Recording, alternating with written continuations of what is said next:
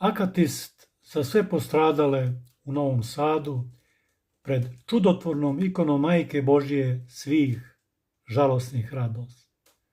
Ovo je emisija koju postavljamo na sabranju Vidovdan večeras u 19 sati, rođeni moji.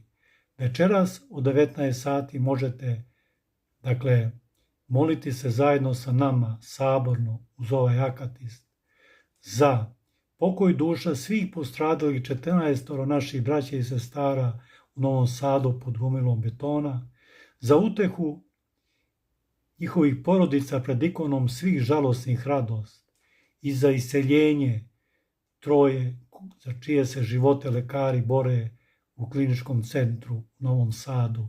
Moramo znati, lekari leče, a Bog iseljuje. Pristupite, priključite se molitvi, rođeni moji, pomoći će Bog. Amin.